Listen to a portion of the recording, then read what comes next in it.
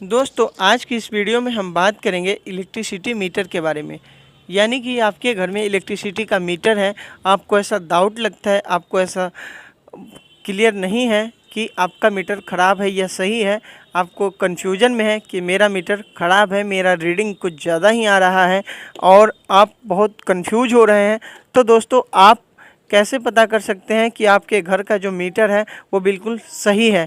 आप के पास अगर जो मीटर है अगर वो ख़राब हो जाए तो आप क्या करते हैं, बिजली ऑफिस जाते हैं, फिर वहाँ से बुलवाना पड़ता है आपको या आपको कॉल करना पड़ता है।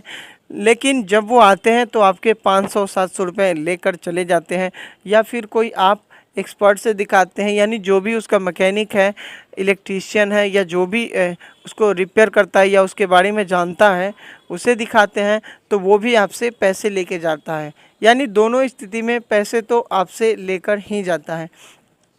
तो दोस्तों मैं आज आपको सिंपल ट्रिक बताऊंगा जिससे वो पता खुद करते हैं, और मैं भी उससे ही बताऊंगा आपको कि एक आम मैकेनिक जो पता करता है कैसे पता करता है कि मीटर ख़राब है या सही है। यानी कि जो थ्योरिकल चीज़ है वो मैं आपको बताऊंगा कि कैसे आप पता कर सकते हैं कि आपका मीटर ख़राब है या नहीं है। तो दोस्तों मैं आपको बता दूं, जो हमारे घरों में लगे होते हैं, अगर कोई किराएदार हमारे पास है तो वो जो मीटर होते हैं वो लगभग लोकल ही होते हैं, क्योंकि वो 250, 300, 200 में मीटर आते हैं। जो अगर आपने एक अच्छी कंपनी का लेंगे तो अच्छी कंपनी का महंगे महंगे 4000, 5000 रुपये तक का मीटर होता है। जो बड़ी बड़ी बिल्डिंगें होती है, जैसे जो बड़ी बड़ी कंपनी होती है, यूनिटेक, डीएलएफ, ऐसे बड़ी बड़ी कंपनी है, तो उनके पास जो मीटर लगा होता है, यानी कि वो फ्लोर किराए पे देते हैं। तो जब किराए पे देते हैं तो मीटर भी उन्हीं का होता है, और जब वो मीटर लगा होता है उनका एक एक महीने का बिल जो है वो 1 करोड़, 2 करोड़, 5 करोड़ ऐसे आता है। तो उनका जो इतना बड़ा बिल आता है, अगर मीटर उस बीच ख़राब हो जाए तो कितना बड़ा इशू हो जाएगा, कितना बड़ा बात बन सकता है, कितने का नुकसान हो सकता है। तो दोस्तों उनके जो मीटर होते हैं वो एक तो सबसे पहले बहुत अच्छी कंपनी को होता है। दूसरी बात कि वो जैसे उनके पास 10 मीटर या 12 मीटर जो भी लगने के लिए आता है बिल्डिंग में, तो वो क्या करते हैं, 1, 2 या 3 उनको जैसा लगता है कि जांच करवाना चाहिए, तो उसको जांच करवाने के लिए मैं जानता हूँ एक नोएडा में है, सरकारी है, उसका नाम मैं नहीं याद है मुझे, लेकिन मैं वहाँ जा चुका हूँ। वहाँ पे लैब में टेस्ट होता है और उस कि ये मीटर बिल्कुल सही है या नहीं सही काम कर रहा है। तो दोस्तों उस टेस्ट का ही कीमत 12 या 13 हज़ार रुपये है। मतलब मीटर जो टेस्ट करते हैं और बिल्कुल जो उनके पास मशीन है या वो जिस चीज़ से भी करते होंगे मीटर की जांच, तो उसका कीमत 12 या 13 हज़ार रुपये है एक मीटर चेक करने का। तो दोस्तों आपके पास तो आप तो ऐसा करोगे नहीं कि आप जाओगे चेक करवाने 13 हज़ार रुपये के लिए। तो दोस्तों मैं आपको घरेलू ट्रिक बताऊंगा, और इतना आप पक्का यकीन मानो, आपको पता चल जाएगा कि आपका मीटर ख़राब है या नहीं है। तो चलिए हम बात करते हैं मीटर के बारे में। दोस्तों हमारे घर में बहुत जो भी सामान आते हैं, यानी fridge, TV, cooler, washing machine, AC, सभी, यानी जो भी बिजली खपत करने वाला आइटम है, यानी जो भी बिजली से चलने वाला आइटम है, वो सारे वाट में होते हैं। यानी कि पहले आपने सुना होगा 100 वाट का बल्ब, अभी भी सुनते हो आप 15 वाट का CFL, 10 वाट का CFL। तो ये वाट क्या है दोस्तों? ये वाट ही है जो हमें बताता है कि हमारी बिजली ये कितना खाएगा, कितना खपत करेगा। तो दोस्तों मैं आपको एक मोटा मोटी और सिंपल एग्जांपल से समझा देता हूँ। जैसे आपका एक जो फ्रिज है वो लगभग 180-190 के आसपास वाट लेता है, यानी 180-90 वाट का होता है। आप अगर एक्चुअल वाट जानना चाहते हैं तो उस फ्रिज का के ऊपर देखिए, उसके स्टिकर पे देखिए वाट एक्चुअल लिखा होता है, या फिर आप उसके मैनुअल को देखें। यदि आप अपने घर में कोई हीटर या फिर आयरन लाते हैं तो उसके ऊपर भी वाट लिखा होता है। यानी आप जितने भी इक्विपमेंट यूज करते हैं इलेक्ट्रिसिटी से चलने वाला, उस सब के ऊपर वाट होता है। तो दोस्तों जो बिजली का नियम और सूत्र है, यानी कि आपको कितने समय में 1 यूनिट उठ सकता है, दोस्तों आप घर के सबसे पहले जितने भी लाइट है, चाहे वो एक चार्जर तक क्यों नहीं जल रहा हो, सबको बंद कर दें। बंद करने के बाद आप कोई एक ऐसा सामान लें जो आपके पास 1000 वाट का होगा। यानी कि आप अपने आयरन में चेक कर सकते हैं, 750 वाट का आता है, 1000 वाट का भी आयरन आता है। अगर आपके पास हीटर है तो हीटर भी 1000 वाट के आते हैं, वाट उसे चेक कर लीजिएगा। जो छोटे एसी हैं यानी 1 टन के एसी हैं वो 1000 वाट में भी आते हैं, तो आप उसका वाट चेक कर लें कि ये 1000 वाट का है या नहीं है। यानी कोई भी इक्विपमेंट आप चेक कर लें जो 1000 वाट का है। उसके बाद आप एक घंटे आप यूनिट नोट कर लें, यूनिट नोट कर ले आपका यूनिट कितना है।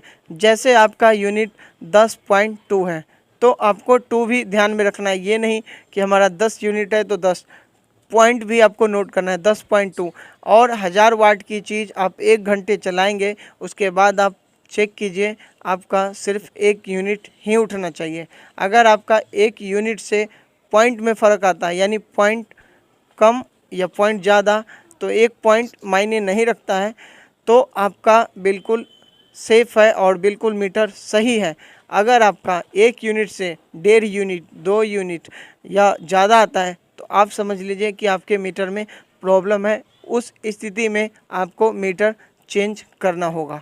अगर आपका रीडिंग कम तो आने का मतलब लगभग जब भी ख़राब होता है तो हाई ही होता है, कम तो आने का बहुत कम ही चांस होता है या न के बराबर ही होता है। तो दोस्तों इतना ही बात का आप ध्यान रखेंगे और आपको पता चल जाएगा कि आपका मीटर ख़राब है या सही। अगर आपका फिर भी रीडिंग ज़्यादा आता है, यानी आपको ऐसा लगता है कि फिर भी हमारा यूनिट ज़्यादा आता है मीटर सही होने के बावजूद, तो दोस्तों सिर्फ एक ही रास्ता बचता है और वो है, उसमें थोड़ा सा आपको परेशानी हो सकता है, लेकिन आप अगर उस पर ध्यान देंगे, गौर करेंगे, तो आपको उसकी भी प्रॉब्लम आपको पता चल जाएगा। दोस्तों जब आपका मीटर सही होता है, यानी कि अब जो मीटर से सप्लाई आगे जा रहा है, करंट आगे जा रहा है, उसमें हमारे मशीनों में प्रॉब्लम है, यानी कि जैसे फ़ैन, एसी, कूलर, पंखा, फ्रिज। तो दोस्तों इसमें क्या होता है, अब इससे हमारा बिजली कैसे यूनिट ज़्यादा उठता है। यानी कि मान लीजिए आपका फ़ैन 100 वाट का है, 100 वाट पे चलता है, लेकिन क्या होता है पंखे और एसी, कूलर ऐसे इक्विपमेंट है जो 6 महीना 5 महीना बंद होता है। उस स्थिति में क्या होता है कि उसके बेरिंग थोड़ा जाम हो जाते हैं। जाम होने के बाद उसकी सर्विसिंग अगर नहीं करवाते हैं तो उसमें बिजली खपत ज़्यादा हो जाता है। यानी कि जब इलेक्ट्रिसिटी ऑन होता है, हम स्विच को ऑन करते हैं, उसके बाद इलेक्ट्रिसिटी ज़्यादा लगता है, यानी उसको झटका देने में, चलाने में प्रेशर लगता है और उसकी ज़्यादा बिजली खपत होती है, यानी फोर्स ज़्यादा लगता है, तो बिजली खपत बढ़ जाती है। कूलर, फ़ैन, एसी तो लगभग लोग करवा लेते हैं, लेकिन फ़ैन और कूलर हर साल नहीं करवा पाते हैं। तो दोस्तों यही एक कारण है कि आप एसी सर्विसिंग सही समय पे करवाएं। आपके जो फ़ैन है, अगर बहुत ज़्यादा फ़ैन पुराना हो गया है तो उसे आप एक बार क्या करें, बंद कर ले स्विच से। उसके बाद हाथ से आप उसे थोड़ा सा घुमा के देखें, मूवमेंट करके, कि वो आपको बिल्कुल हल्का चल रहा है या भारी चल रहा है। या कूलर का फ़ैन है तो वो भी आप वैसे ही चेक कर सकते हैं। अगर उसके बाद आपने एसी सर्विसिंग नहीं करवाया है तो एसी भी सर्विसिंग ज़रूरी है। कई बार हमारा वॉशिंग मशीन भी ज़्यादा लेने लगता है बिजली, क्योंकि उसके अंदर भी मोटर रहते हैं, बेरिंग हल्का घिस जाए या उसके ऑयल ग्रीसिंग ख़त्म हो जाते हैं तो उससे भी बिजली बढ़ जाते हैं। तो दोस्तों यही ट्रिक है, आप सिर्फ इन बातों का ध्यान रखेंगे तो आपका बिल्कुल सही हो जाएगा। अगर आपको ऐसा प्रॉब्लम लगे तो आप मैकेनिक को बुला के उसकी सर्विसिंग ग्रीसिंग करवा सकते हैं, क्योंकि आज न कल वो फिर आगे जाकर ख़राब भी हो जाएगा। तो दोस्तों इतना ही था मेरे वीडियो में। दोस्तों आप एक काम और कर दीजिएगा, वीडियो को लाइक ज़रूर कर दीजिएगा, और आपका कोई सवाल हो तो कमेंट बॉक्स में टाइप करके पूछ सकते हैं, मैं उसका जवाब ज़रूर दूंगा। दोस्तों ये जो पूरा मेरा मेहनत लगा है, इसकी फ़ीस समझ के आप एक लाइक कर दीजिएगा और हो सके तो सब्सक्राइब भी कर लीजिएगा। और एक छोटा सा और रिक्वेस्ट है कि दोस्तों प्लीज़ इसे शेयर ज़रूर कर दीजिएगा, ज़रूर से ज़रूर कर दीजिएगा। मिलते हैं नेक्स्ट वीडियो में, तब तक के लिए बाय बाय।